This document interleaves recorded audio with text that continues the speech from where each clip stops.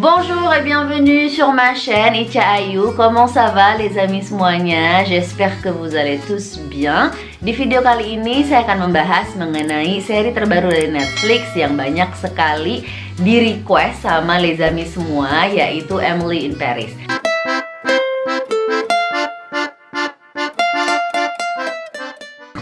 Emily in Paris bercerita tentang Emily, orang Amerika dari Chicago yang datang ke Paris untuk bekerja. Jadi di sini akan banyak menceritakan tentang kehidupan Emily di Paris, culture shocknya, juga stereotype bagaimana orang Amerika mungkin memandang orang Prancis. Kebayangkan dari Amerika dan Prancis yang bisa dibilang kalau dari Indonesia dua-duanya punya budaya barat, itu aja udah ada culture shock, apalagi kita orang Indonesia. Yang pasti ini pengalaman saya, jadi buat semuanya yang memang pernah tinggal di Paris atau pernah bekerja di sini, feel free to share gimana teman-teman pengalamannya ketika berada di sini. Apakah seperti Emily? Saya udah bikin listnya seperti yang saya bilang. Yang pertama, benar nggak sih kalau nggak bisa bahasa Perancis di sini itu kehidupannya akan susah? Benar. Bahkan kalau saya bilang Emily itu cukup beruntung karena Emily ini di kantornya yang lain masih put effort untuk ngomong bahasa Inggris walaupun Emily satu-satunya nggak bisa bahasa Perancis. Kalau di kehidupan nyata sih kayaknya nggak kayak gitu ya. Maksudnya Emily satu-satunya nggak bisa bahasa Perancis, ya dialah yang harus put effort untuk bisa catch up sama yang lain. Itu juga yang terjadi di kehidupan sehari-hari. Misalnya kalau lagi ngobrol kayak di cerita ini ada Gabriel sama siapa tuh pacarnya Kami yang ngobrol berdua aja tapi pakai bahasa Inggris, itu tuh aneh banget. Aslinya mereka biasanya ngomong ya pakai bahasa Perancis. Saya yang nggak bisa bahasa Perancis ya udah deh jadi kambing conge aja gitu, berusaha ngedengerin, berusaha ngerti sedikit walau masih agak-agak bingung. Yang pasti memang di sini mereka banyak yang mungkin kurang bagus bahasa Inggrisnya, atau juga mungkin memang ya namanya juga kita datang ke negaranya, ya kitalah yang harus belajar bagaimana bahasa di negara tersebut. Gitulah kira-kira les amis. Gak kayak mungkin para ekspat dari negara asing yang datang ke Indonesia dan orang Indonesia yang catch up harus bisa ngomong bahasa Inggris. Di sini nggak terlalu seperti itu sih. Jadi memang kita yang harus berusaha untuk bisa sedikit bahasa mereka. Tips, always say bonjour. Makanya di setiap video saya selalu diawali oleh bonjour, karena bonjour itu di sini sangat penting. Magic words. Bonjour, s'il vous plaît, merci. Bonjour, s'il vous plaît, merci. Terus ini juga, benar nggak sih di dunia bekerja itu orang Prancis itu kejam? Seperti cerita di Emily ini, dimana dia kayak agak-agak dibully sama teman-teman kantornya. Itu menurut saya ya namanya juga seri ya, agak berlebihan sih. Karena kalau di Prancis emang orang-orangnya agak cold ya, dingin. Kemudian yang namanya kolega ya kolega, bukan teman, nggak kayak di Indonesia. Kalau dari pengalaman pribadi ya, yang namanya makan siang sendirian di taman, apalagi taman tempat Emily suka makan tuh, itu udah saya sering alamin sendiri karena kebetulan waktu itu tempat kerja saya dekat dari taman itu. Emang seperti itu, susah. Tapi seperti yang pernah dijelaskan sama Kami di video sebelumnya mengenai orang-orang Perancis, orang Perancis itu kayak kelapa kata Kami. Jadi luarnya keras tapi dalamnya itu lembut. Jadi memang begitu udah bisa kenal, udah bisa mecahin batok kelapanya, barulah kita bisa mengalami sendiri kelembutan dari orang-orang Perancis. Jadi begitu udah berteman baik banget, biasanya mereka memang ya sangat baik, sangat loyal, dalam artian ya temen banget gitu loh.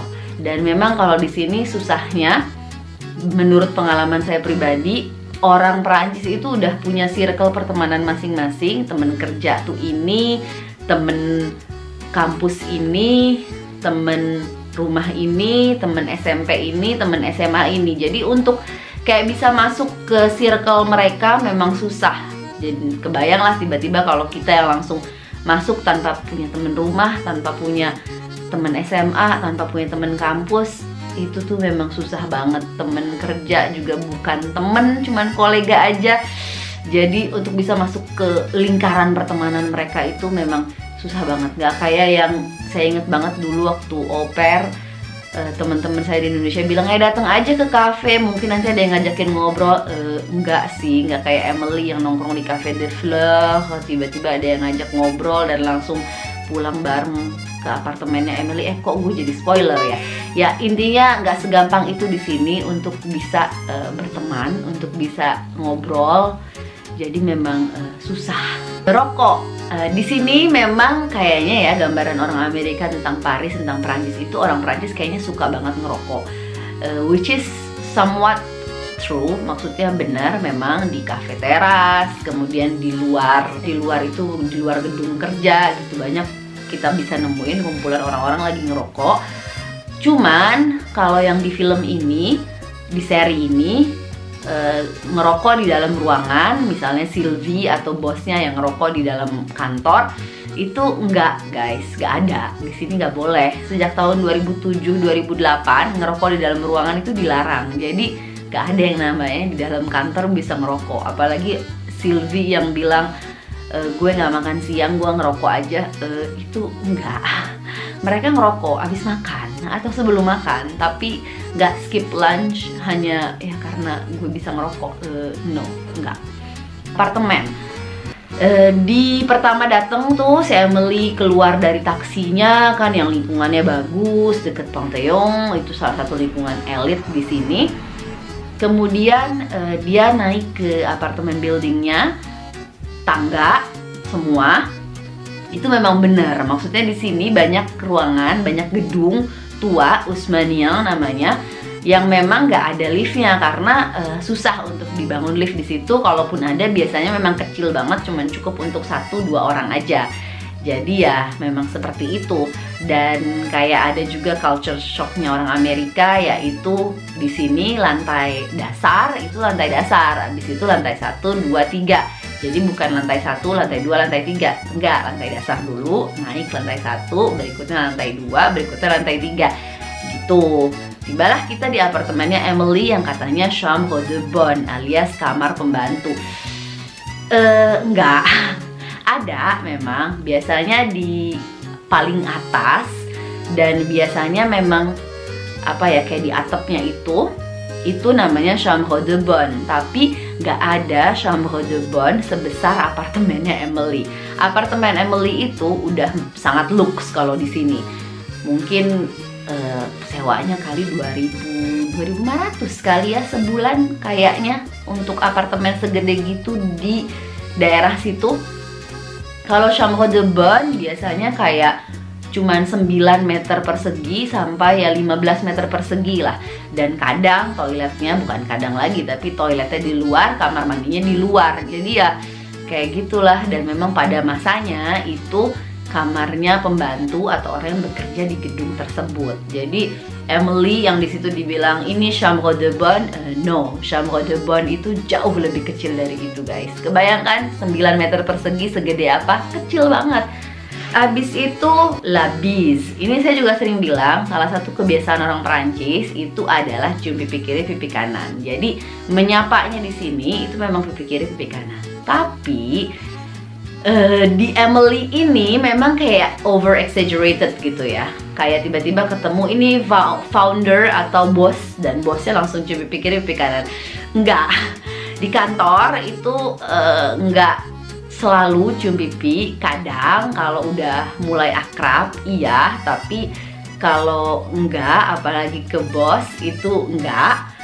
Terus kalau memang, tapi memang sih misalnya kayak kalau di luar kerjaan ya, misalnya saya ketemu sama temen, diajak ke party atau apa di rumah mereka, dan ada kayak mungkin 10 orang yang saya nggak kenal sama sekali di acara informal, masuk ya memang sih saya harus cium pipi kiri, pipi kanan semua 10-10-nya walaupun saya nggak kenal. Biasanya memang kayak gitu. Nggak di zaman COVID ini ya pastinya, tapi biasanya kayak gitu memang untuk cium pipi kiri, pipi kanan. Itu juga yang bikin saya shock, kayak gue nggak kenal dia dan nggak tahu apakah ketemu lagi tiba-tiba harus cium pipi kiri, pipi kanan. Ya seperti itu. Tapi kalau di sini banyak juga adegan si Emily itu dicium tangannya. Enggak. Orang Prancis nggak ada yang kayak gitu, percaya nggak? Samuel aja nggak pernah lo cium tangan gue kayak gitu. Enggak. Terus banyak yang protes karena Emily yang fashionable itu katanya jalan di Paris pakai stiletto yang heelsnya 5, 7, 12 cm itu. Di sini jarang yang pakai kayak gitu karena memang jalanan di Paris itu nggak cocok, apalagi kalau harus naik turun tangga metro, belum cobblestone-nya, pave namanya di sini, itu sakit banget kaki pasti kalau begitu. Tapi yang aneh juga di sini adalah Emily itu nggak pernah sekalipun kelihatan naik metro, padahal Paris ya sangat metro gitu, maksudnya emang untuk transportasi di sini karena Paris kan gede ya. Kalau jalan kaki terus kemana-mana ya capek guys, nggak mungkin, apalagi jalan kaki terus kemana-mana pakai stiletto kayak gitu, nggak deh. Yang juga banyak ditanya jam kerja, emang benar di Paris mulai kerja itu 10.30? Enggak, mungkin memang lebih siang daripada orang Amerika atau orang Indonesia ya. Tapi di sini rata-rata sih kerjaan kayaknya mulai jam 9, 9.30 gitu kali ya. Dan mungkin beres kayak jam 5, jam 6. Saya sih sama Samuel jam kerjanya kayak gitu ya, antara mulai jam 9, 9.30 beres jam 5, jam 6-an gitu. Dan di sini memang apa ya namanya, ada yang lebih pagi juga mulainya. Dan di sini jam kerjanya, tapi memang kalau di Prancis itu lebih sedikit daripada di negara-negara lain. Jadi jam kerja legal di sini itu adalah 35 jam. Ada juga yang kerja lebih dari 35 jam, 38, 40 misalnya. Dan cuti di sini juga lumayan banyak dibanding negara lain. 1 bulan kerja itu dapat 2 hari cuti. Jadi ya memang banyak banget kan. Ya di sini memang seperti yang dibilang di Emily, menurut saya orang itu hidup untuk bukan hidup untuk bekerja, tapi kerja untuk hidup. Jadi makanya kalau saya lagi stres-stres kerja nih, cerita sama Samuel atau cerita sama orang-orang Perancis, rata-rata dari mereka, Ica ini udah jam kerja lu udah lewat, lupain semua, buang jauh-jauh kerjaan lu, udah pikirin lagi besok jam 9 waktu lu mulai kerja, nggak usah dipikirin. Bahkan bos saya sendiri pun bilang kayak gitu. Kayak di sini bahkan nyaris bisa dibilang illegal untuk menerima email di luar jam kerja. Untuk telepon, kalau teleponnya bukan telepon yang dari kantor, kayak gitu-gitulah ya. Walaupun banyak saya tahu yang kerja di luar jam mereka, Sabtu Minggu gitu pas weekend, tapi orang di sini biasanya menurut saya bisa membedakan kapan harus bekerja, kapan harus ya udahlah buang jauh-jauh, masukin koper, taruh, besok baru diambil lagi kopernya gitu. Yang berikutnya, apakah Paris seindah yang digambarkan Emily in Paris? Iya, menurut saya memang orang Paris kadang-kadang suka lupa dengan keindahan kotanya sendiri ya, mungkin saking kebiasaannya di sini. Tapi Paris juga punya banyak sisi lain. Jadi yang ditunjukin di film Emily in Paris itu adalah sudut-sudut kota Paris yang memang apa ya, yang memang cantik, yang tiba-tiba kok Paris jadi bersih banget. Kayak dibersihin dulu deh guys sebelumnya, karena saya juga sempat bikin videonya Paris kok gini gitu. Ternyata Paris gak seindah bayangan yang ada di film-film, karena Paris yang di Emily itu Paris yang Disneyland banget gitu, yang ketemu dengan orang-orang yang mungkin 1% aja dari society. Terus apa ya, naik kapal di sungai Seine, private boat gitu. Jadi itu saya aja nggak pernah ngalamin guys. Sedih gak sih?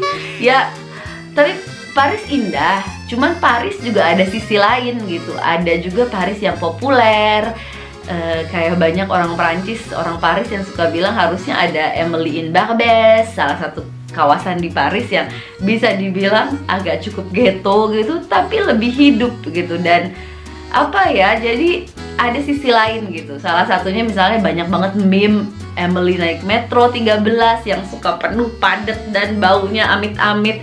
Emily queuing di prefecture untuk ngurusin surat izin tinggal dia. Emily beli rokok murah di Barbès, yang saya bilang di kawasan itu cukup ghetto. Begitu keluar metro langsung ditawarin rokok 5 euro, rokok 5 euro, karena rokok di sini harganya hampir 10 euro guys. Ya, Paris punya sisi-sisi yang seperti itu juga, tanpa membuat Paris less beautiful. Jadi maksudnya Paris yang ada di Emily menurut saya itu memang Paris yang Disneyland abis, persis seperti kata Sylvie, orang Amerika yang datang ke Paris. Paris kayak Disneyland, terus abis itu ya udah pulang gitu. Maksudnya ada banyak hal lain di Paris yang menurut saya bisa lebih ditonjolkan daripada itu. Terutama ini banyak banget stereotip, dan ini saya nggak terlalu bahas di sini. Kita bisa bahas di video berikutnya. Kayak orang Perancis jarang mandi. Di video ini ada sedikit tunjukin kayak gitu. Orang Perancis, ada orang Paris snob, which is somewhat true, tapi ya namanya stereotip, kayak stereotip orang Sunda Matre. Nggak semua orang Sunda Matre kan, walau memang bener sih semua orang Sunda cantik. Ya pokoknya ya kayak gitulah ya. Voila, sekian review saya tentang Emily in Paris. Nanti akan saya bikin deh ya versi saya seperti apa Icha in Paris.